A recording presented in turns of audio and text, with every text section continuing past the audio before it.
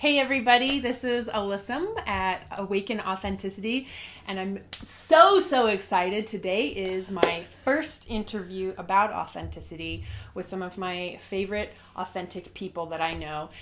Most of them will be done over Zoom, but I'm actually visiting Hilary, or aka HilJoy. And so I thought I would just do this interview in person with her, in her house, on her couch.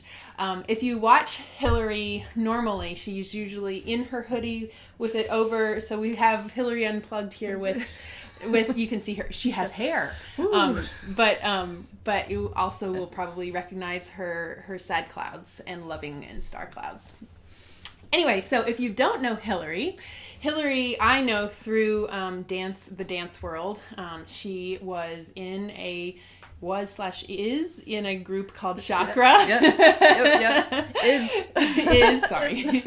And she's an incredible performer. And one of the things that I like most about Hilary is her incredible ability to share with other people her own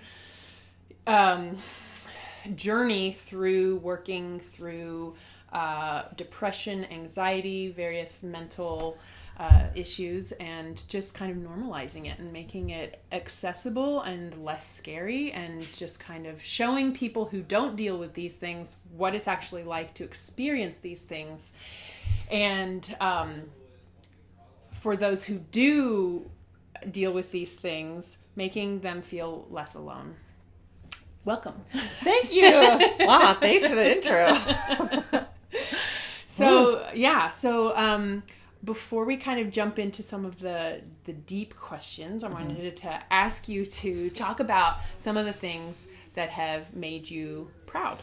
I think definitely I can talk about that. Sometimes being proud of myself is hard to come by as a result of the depressive mindset that can be there. But I am proud of things, and a lot of it is not just the things that I've produced, like the dance group Chakra that I'm in, or the YouTube channel. A lot of those I'm super proud of, and in creating those, I've also been able to create very intimate relationships through creativity and through sharing and connection.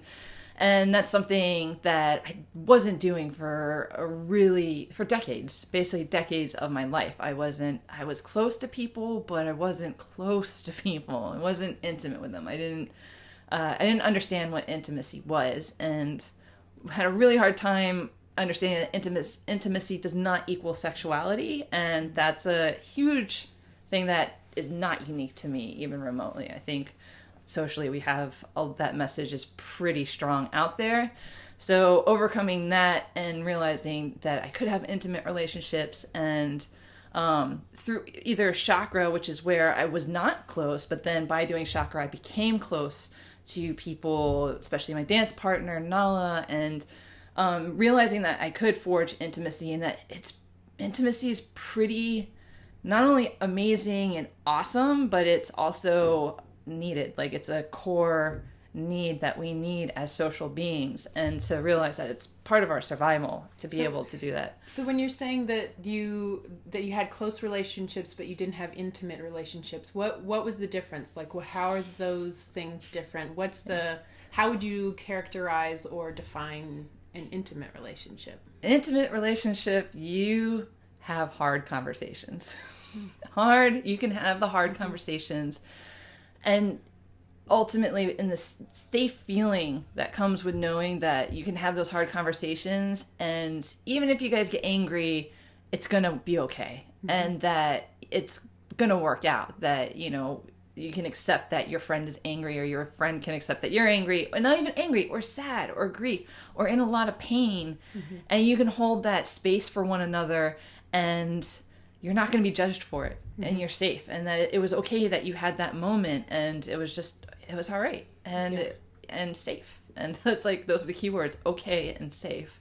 Yeah. And that's the difference. Whereas, as opposed to like relationships I had before, I felt like I couldn't have certain emotions, and that was the condition for maintaining that relationship.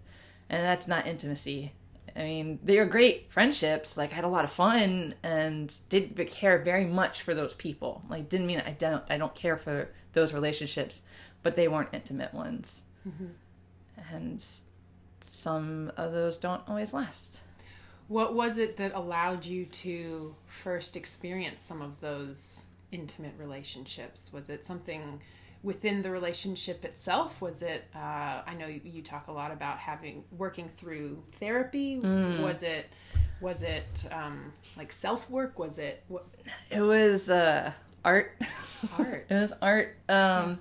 It was being able to creating art with another person, and I wasn't socially, like, I wasn't connected with myself. I wasn't self-aware and such, and I wasn't in control of my emotions or my thoughts. I'm still not, so, but I was, not able to, I wasn't self-aware, as I said, and so things would come up but never get talked about. Mm-hmm. And then having that build up, but at the same time that's building, like, kind of the unspoken levels are building, but at the same time you're creating amazing art with somebody. Mm-hmm. And like the love of that, creating the art, somehow, like, even when that finally kind of burst, it was still like that other person was able to say, hey, do you want to just hang out? And then me being like, yeah, let's hang out. And was that scary for you at first? I was so self-aware that I was in denial that there was any tension in the first place, to a point. I think ultimately we all know because of the anxiety, but it was, I think for me it was more exciting. Mm-hmm. But exciting and anxiety is a very fine line. Yeah. I've been so excited about something, I've given myself an anxiety attack. I have to. I know that. No.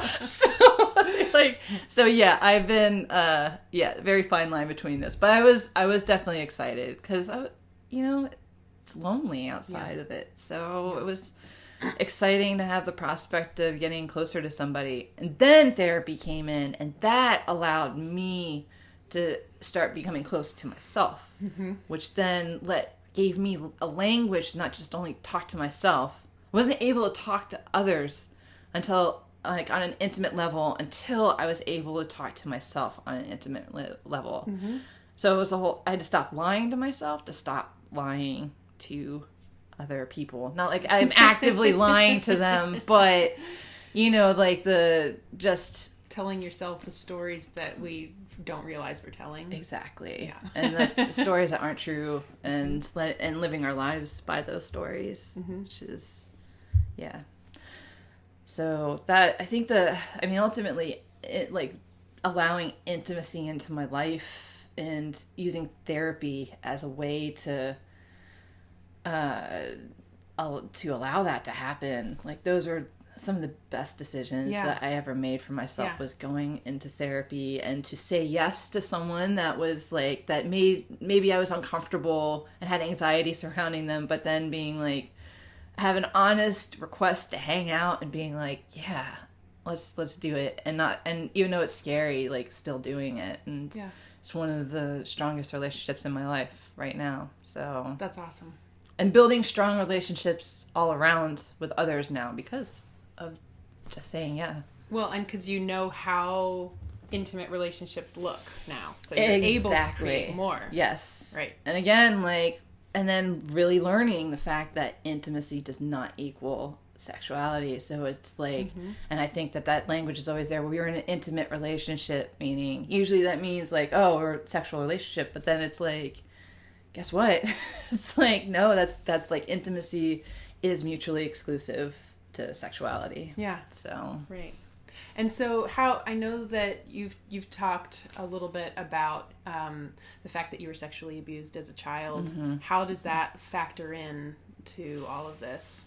Well, I mean, that's a really hard, the defense mechanisms that a person who's harmed at such an early age, or at any age that's harmed at that level of where PTSD or anything comes into play, like you're joked with you yesterday, you kind of you're at risk of the deluxe package, the psychological deluxe package, anxiety, depression, and then already like some genetic like factors like ADD and such in play.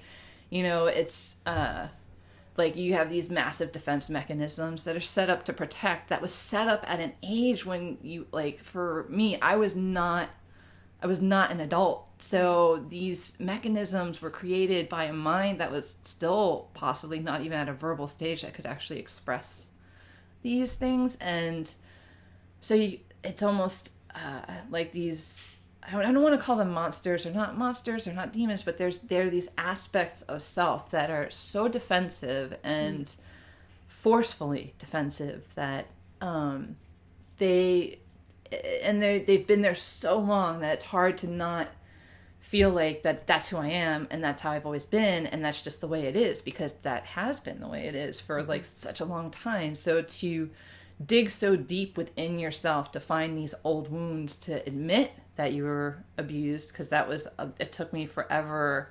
But then whenever I saw a therapist, because it's not a go in, you find your therapist and boom, like it's all magic. You've got to find the right therapist. You've got to find a good therapist.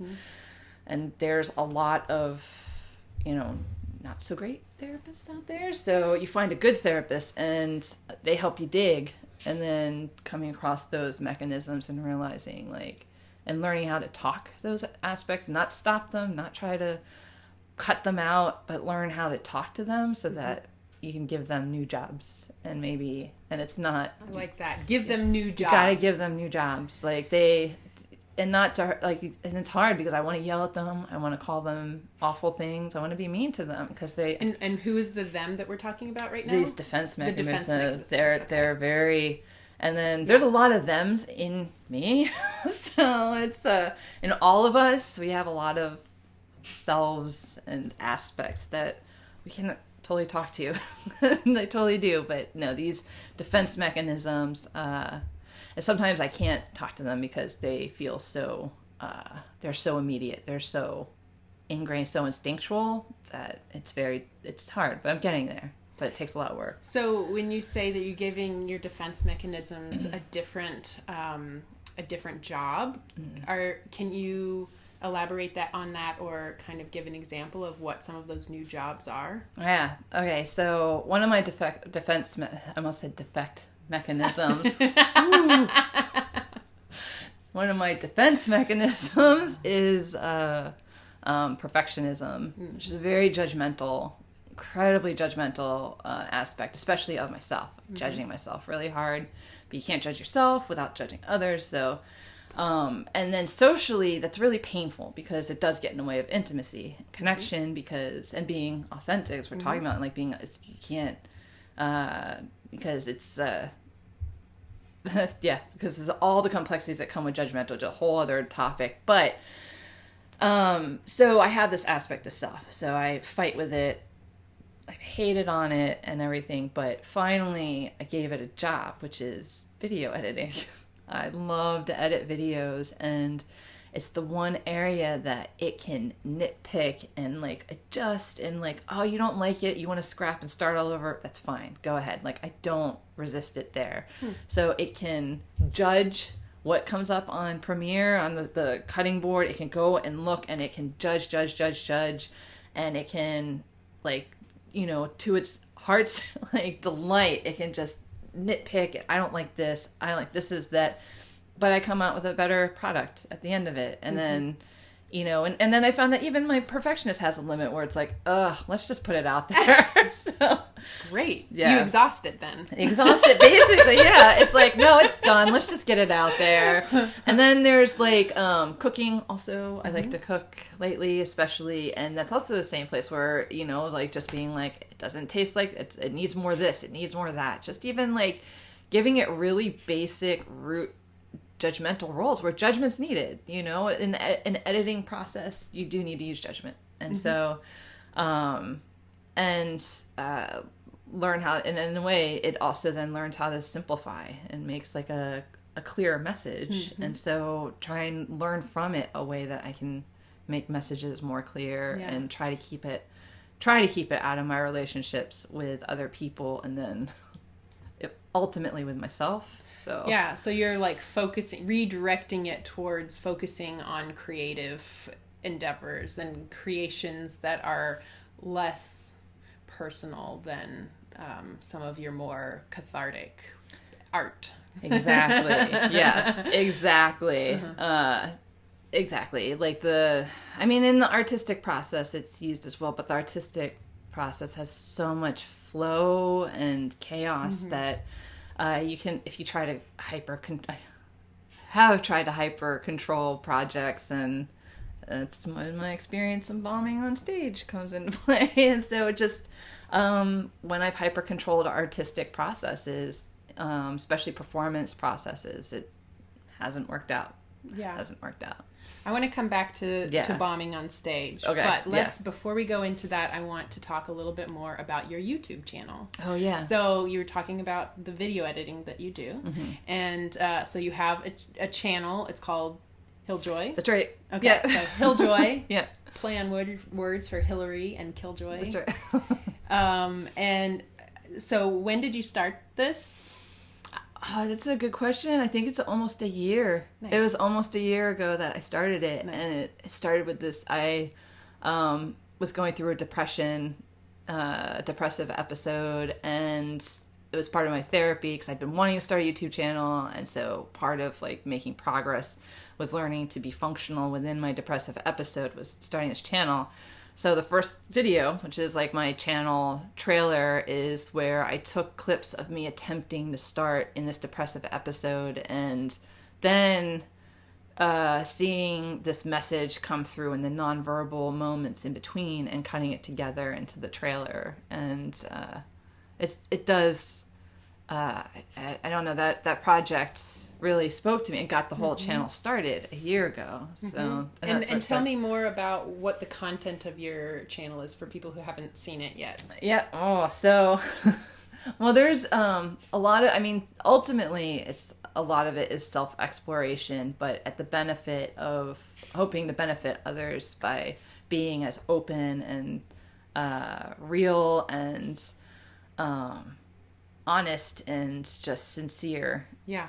And authentic as possible, trying to offer my experience, but without trying to hide and not trying to cover up the seams, or just like being completely honest, because I think that so many things that are produced so that those are taken out. And I think that's so enjoyable, so entertaining, but not helpful to me. It's been more helpful. So I talk about anxiety, I talk about my struggles with my thyroid issues because I have hypothyroidism. I talk about depression, and I also talk about struggles of being an artist, and I do sketchy things where I'll take requests and sketch things that people have requested. And then but also just sometimes I upload conversations I'm having with myself at that moment because I'm struggling with one of those aspects or defense mechanism, and doing this all on the faith that I know this is not a unique experience for me, that I am banking on the fact that I know these are universal struggles. Yeah. And if you haven't seen Hilary's channel, I highly recommend going and watching it. It's entertaining, it's highly relatable, and it's for me, as someone who not occasionally, I'm like totally diminishing it, as someone who deals with some of these things too. Hilary does an incredible job of putting words to things that I'm thinking and have a hard time even recognizing for myself what's going on in my head. You do a really good job of that. Thank you. Thank you. No, I appreciate hearing it. Thank you. I think I've gotten to a point, especially with a therapist I'm working with now, and we really work on self-acceptance and acceptance and what that really means. And I think that it's to a point where I'm starting, if I'm going to go through these episodes, I at least will use the opportunity to study them and try to study them and witness them, and not study to fix, not study to heal, just to see them. Be mindful. Be mindful. Yeah. Exactly. Practicing mindfulness. Exactly. So talk a little bit about authenticity in this process of in this process of being mindful about your mental issues. What and should I even be using the word issues? Is that like a judgmental word? I don't know how you feel about that.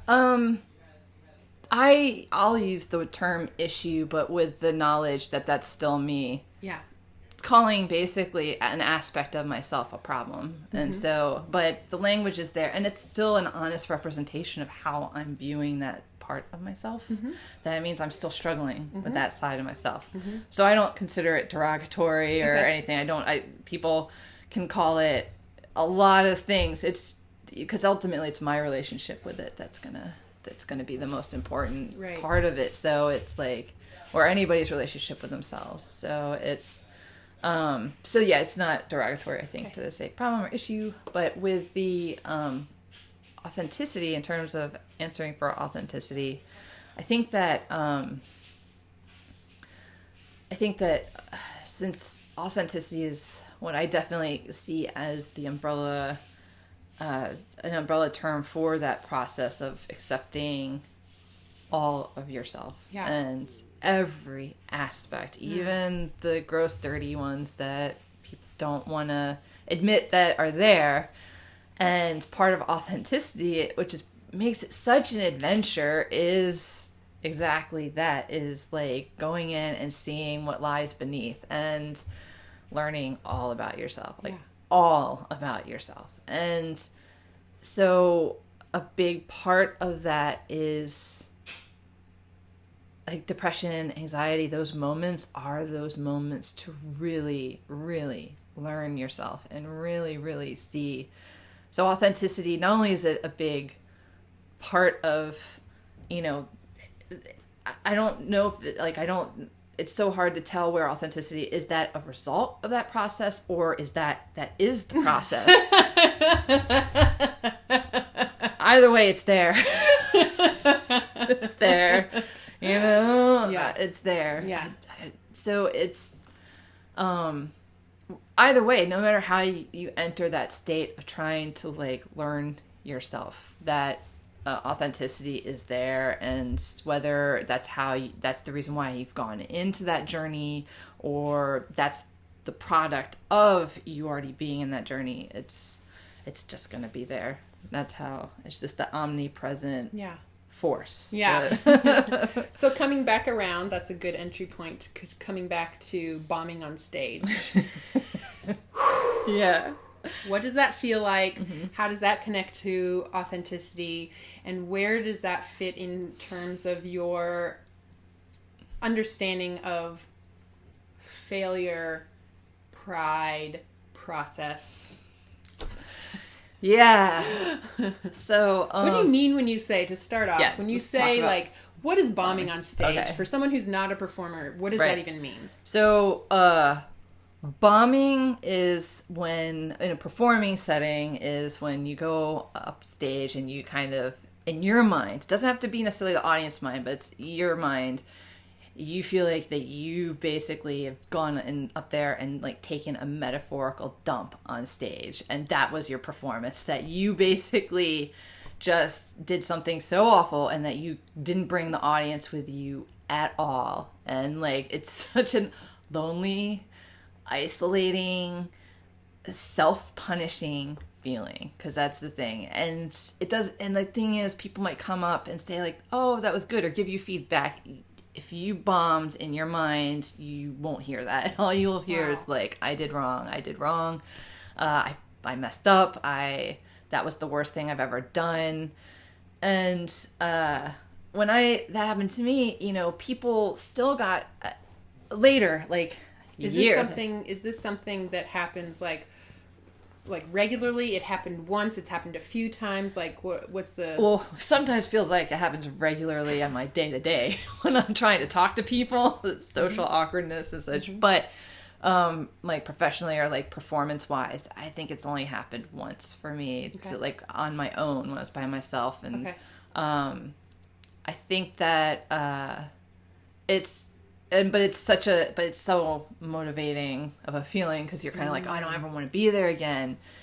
But then afterwards I went and I was drawn, then I started to research the experience, the feeling of that, and I found comedians, and comedians are constantly facing that thing. They're bombing is part of the process of becoming a great comedian. And so, but they also, a lot of the stuff that I learned from it ultimately is that if you don't bomb, it means you're not taking risks. So you have to, like, bombing is part of the process of taking risks. You can't be great unless you take risks. It's true. So you have to become great in comedy, and I don't think it's just to comedy, but to become great at something, you have to be able to take risks and be ready to accept bombing as a part of it. And that's what it seems they do. I think it was Patton Oswalt, he says, like, it's bombing is like the fires that will make you bulletproof. So, and that was really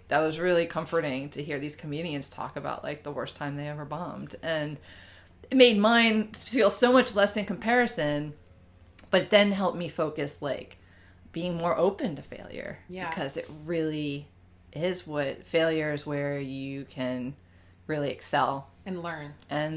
Exactly. Learn and then practice and train, like, new things that you would never know unless you bomb. You have to bomb in order to learn certain lessons in life in general. And so I now welcome it. And then I actually started doing more activities like just weightlifting in a gym, because I always thought, oh, I'm going to look so terrible, so I'm going to bomb this, basically. So I would stay out of the gyms. And then after that, I started lifting, and, like, that was really, so there was a lot of gateway just in my day-to-day life that just the act of bombing did for me. So, you heard it here, folks. That's right. Go fail. That's right. Go fail. Bombing's good for you. Go blow it up. So, yeah. It sort of reminds me, I mean, it's not quite the same, but Boober Fraggle from Fraggle Rock said, tedium and drudgery is... What was the tedium and drudgery is good for the soul, I think is the quote. He's so wise. Oh my God, Jim Henson. It was too soon.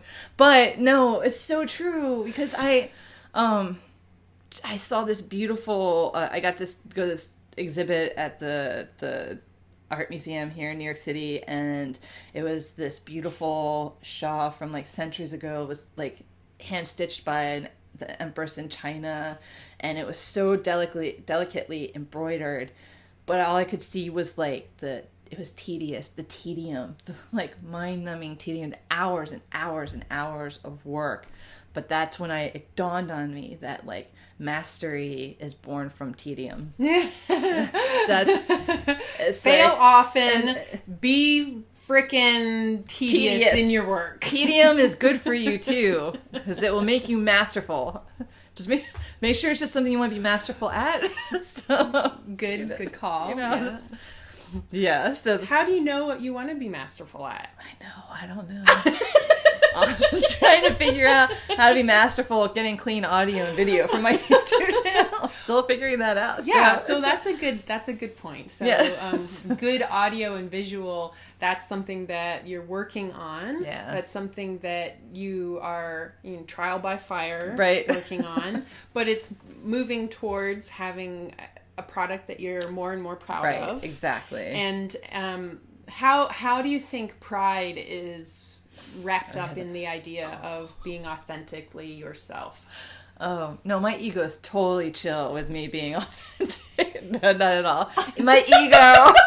The ego. It gets so butthurt when I do authenticity stuff. Like, it doesn't like those aspects. That's what buries the pride. The pride is what buries those elements of myself that I don't like. Like, like a cat in its litter box. It's just like doesn't want me. No. It doesn't want anyone to know. It wants to cover up the scent and just like, try to bury it. And it's not helpful. I find kind of one of the perks of depression is that you don't care a lot about yourself. So sometimes I actually have these points when I'm depressed where I don't care. I have no pride. But then I'll do things that actually, like, I would never have done. I would have never have done had I not been depressed, because I would have been too like, it would have made me look. But when I had no pride, no shame, I'm like, yeah, fine. And I'll say things, but they're so honest and so real. And then people would be like, yeah, I know what you're talking about. Or they would share it with me. Yeah. So that's also part of what fed the channel topics, was the fact that, like, by just not being ashamed of any aspect of myself and kind of riding on that depressive, like, I don't care, like, that's feeling brilliant. That I was just like, I don't care. I'm going to be as honest because I just, like, I don't care. I don't feel like I have anything to lose doing it. And that depressive part was actually right about that. How do you know that it's right? Because I think that, because then I start to become not depressed, because I start to, like, it almost feeds itself out of it, because then I start to learn. I learned that I was like, that's the thing. I was like, oh my God, that narrative, the false narrative, other parts of depression, the false narratives, that the lies that the depression will tell, fall away, because I'll be like, I don't care, fine, like, I don't care. Or maybe I'm just sick of those voices, and I'm like, I don't even care about you guys anymore. I'm tired of worrying about you. I'm tired of you terrorizing me. And it might be kind of a self-destructive, I'm just going to march towards this thing that you say, like, because it's a narrative about something that might be good for me, like social, doing my art, doing something, and it's telling me these lies, like, what, I don't care, I'm just going to do it, and it may not be great, but then it turns out not only did it work, that I learned something from it, and one of the important things is that they were lying to me, like, that wasn't true. That wasn't true. Doesn't mean I'll remember that the next depressive episode. They being the negative lies, the lying, the self-lying. Yeah, the lying part of depression and such. So yeah, still doing something. Let's see. So one of the things we were talking about earlier, one of your things that you're most proud of is that you've changed your behavior in little ways, and at the same time, one of your failures or things that you're still working on is the idea of anger management. Yeah. Those seem like they kind of connect somewhere. Oh, yeah. Wait, what was the first one again? Changing behaviors. See, that's my mind's slippery. It's like, oh, yeah, we're fine, Hilary. We're totally... It's like... So that's... Wait, go into that. What just happened? So what just happened, it's like, my dance partner and I would talk about slippery. Minds get slippery. Like, my mind will... If it doesn't want me to think about it, will hide. I can't remember. I just can't remember. Wait, what? Like, what did, like, so I know it does that. So I'll be like, wait, what did you just say? Because my brain is trying to hide this on me, because it doesn't want me to evaluate it, because it relies on that as a defense or as a comfort, as part of the comfort zone. So when I said that one of the things that you're proud of was changing behaviors, your mind was like, we don't want to actually change and work, so we're going to pretend that you didn't even say that. Or it doesn't want me to tell you the truth, which is like, my anger management is still not under control. Like, that's a behavior I have a very hard time changing, is my anger management. And the thing is that that's part of my depressive also, is that a lot, and I think this is true for a lot of people who have depression, is that we are, let me speak for myself. I am a very violent person, but I'm internally violent. And so I am so afraid and concerned about hurting people outside of me. I'm afraid of that. I'm afraid of hurting people, that instead of, even if I'm angry at someone outside of me, I would rather internalize that anger and take it out on myself than risk hurting somebody. And so that internal violence is something that, so people, when I say I have a problem with anger management, a lot of people that may not know me very well and haven't seen sometimes my more outward anger, they would be like, I can't believe it. And is that true? Maybe I'm lying to myself there. Maybe people actually be like, yeah, Hilary, you're an angry person. But I don't... I wouldn't say that, but okay, that's good. I don't know. There's a party that's like, Hilary, are you sure about that? I'm like, actually, I don't know. Maybe if you read my old blogs, then maybe you'd be like, Hill, you're angry. But I definitely... I think that it's not... The anger part of me is definitely something that's very... that's probably one of my hardest edges to work on. I think that's a core part of the more negative and violent side of depression. And, and that's the most dangerous aspect of myself, in the sense that I self-harm. I have self-harming behaviors that can be present. They tend to go into remission for years and years at a time and are stress induced, or actually chemically induced because of my thyroid also. So I do still struggle with them. But I think one thing I've connected is that internal anger is definitely related to the self-harming, because it's like, I'm just taking it out on myself, and I think that, but the thing is that I have changed how I react to those moments and such, being able to recognize that that's what's going on, and then starting to realize okay, why is this going on? Look at my environment, look at my biology, and going from there. And then also mindfulness training has been very helpful, and then also not trying to banish my anger either. Yeah, that's the hard part, is to treat it as an acceptable emotion, but then trying to find an acceptable outlet for it. That sounds tricky. Yeah, it's very, very tricky. Okay, so for your perfectionism, you've given it a new job, which is focusing on cooking and editing. Yeah. For your anger, have you found a different job for that? That's the thing. That's the part that my brain's trying to cloak, being like, we haven't figured that part out yet. It's not, we shouldn't talk about it because it's not finished. And I'm just like, no, but that's being authentic. It's like, no, it's not finished yet. I have not found the job for my anger yet. And maybe what I would like to allocate that more towards, I don't know, but what I do know I'm trying to work on is being assertive. So trying to stop being either passive or aggressive or passive aggressive, but to be assertive. And that's such a small, narrow landing strip that for you right now. Yes, for me right now. Exactly.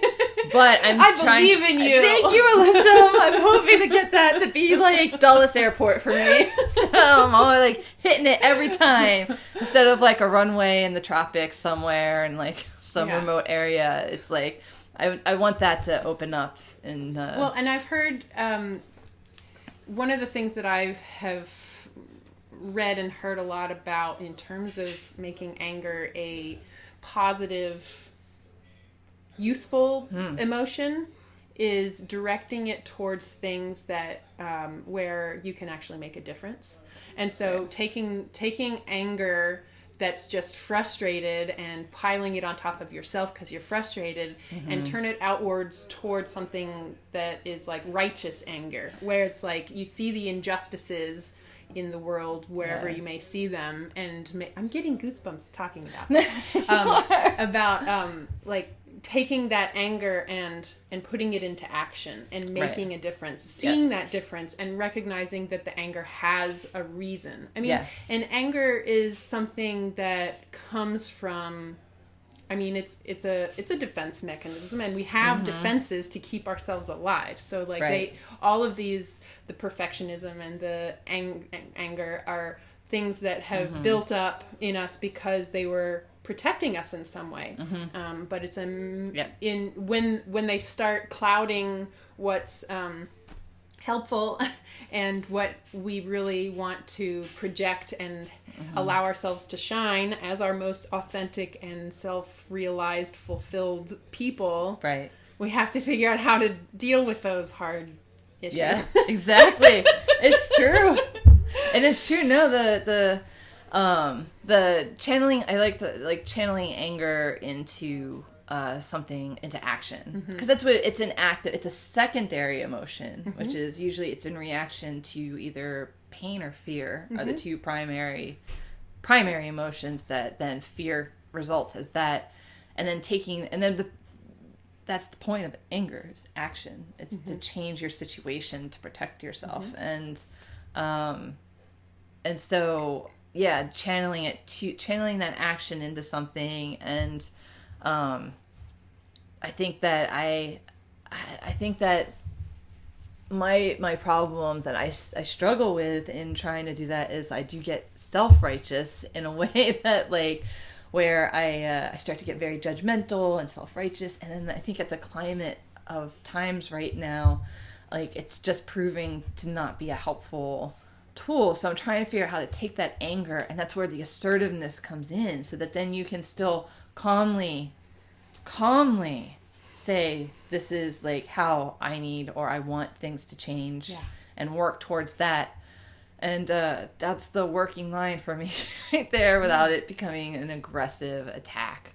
And you can see a lot of those struggles on my YouTube channel, where I'm really trying to understand hate, because then that's my self-righteous anger turns to hate or breeds hate, not just within me, but within others too. And that's a line that I'm trying to walk back. So one of the things you told me was that you felt that discomfort was a really important part of being authentic. Yeah, definitely. And everything that we've been talking about is that sort of sums that up in my mind. But is there anything else about that you would like to share? That I definitely the whole, one of the primary drives of my channel is trying to really get the message across that it's okay not to be okay. That we really, really have to embrace, and I really, really have to embrace that as a way to be able to accept my whole self, and to say that to myself, it's okay not to be okay. And also that helps me resist outside forces, because it's really really strong social message that people want you to be happy. They want you to be a lot of check marks on a thing that says that you're somehow successful, and happiness is as temporary as anger. So to expect that as a sustained emotion is just impossible. It's an impossible task. And everyone, I feel, especially for me, but I feel a lot of people, all of us, are being set up to fail by expecting to be happy all the time. And so it's helpful to counteract that message. To say that it's okay not to be okay. You know, ultimately, yes, our brains want us to know that we're safe.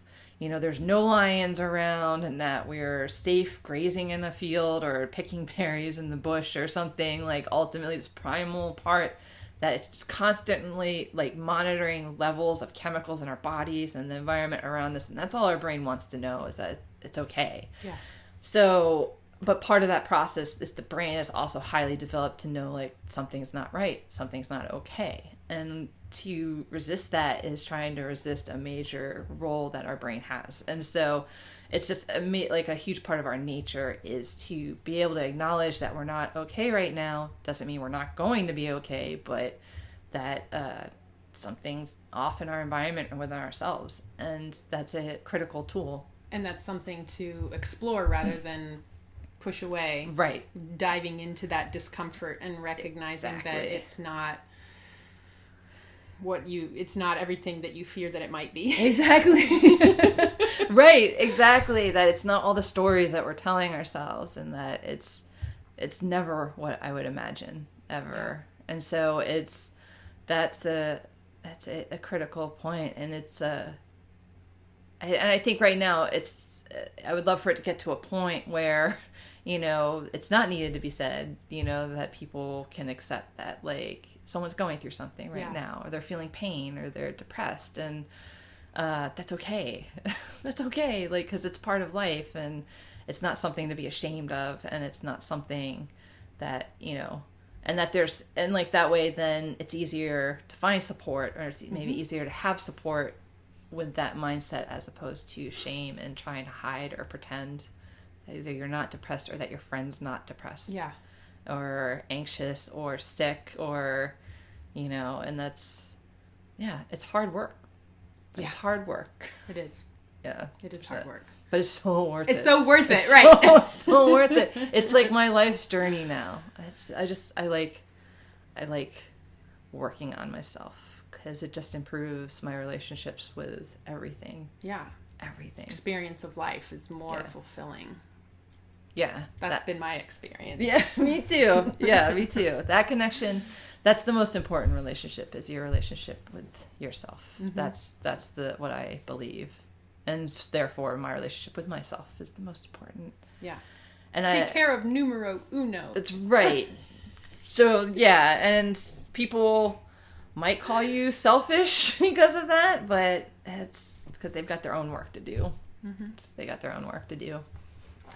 Thank you so much. Yeah, it's been such a pleasure talking with you about these things. Thanks for sharing a platform with me, and I really appreciate the opportunity to talk more about it. Yeah. Yay. Thank you for, you know, participating on the channel and doing this work towards getting authenticity out there, because I'm so behind your mission on this. So. No, you're really ahead as I mean, we all have work to do, and you're a shining example of someone who's taking on that work in a really forward way, and just the fact that you're sharing your process with others, to me, is a huge gift.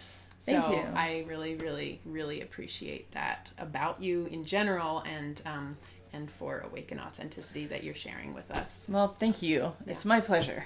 My pleasure. So is there any final thing that you would like to share with people, maybe people who are just sort of realizing like they're not satisfied in their life? What's the final bit of wisdom that you want to send them with? I think that's primarily it. Like, work on that relationship with yourself first. You can't give what you don't have. So yeah, that's what I have been wisely told, and I am passing on just knowledge that I've gleaned, and that's it. Just work on that relationship with yourself, all parts of yourself, every bit of it. It's an adventure. You will find all the characters of a wild adventure within your own mind. From that little person that's hiding around the corner, don't let them get away with it. That's right. Don't let them hide stuff on you. You'll find the villains within, and you'll find the heroes within too. So, thank you so much. Yeah, thank you. We'll see you next time. Bye, guys. Thanks for being here. Oh, and I will post all of Hilary's contact information and her channel information probably below or above, somewhere close by. So, Yay. thank you. Awesome. Bye.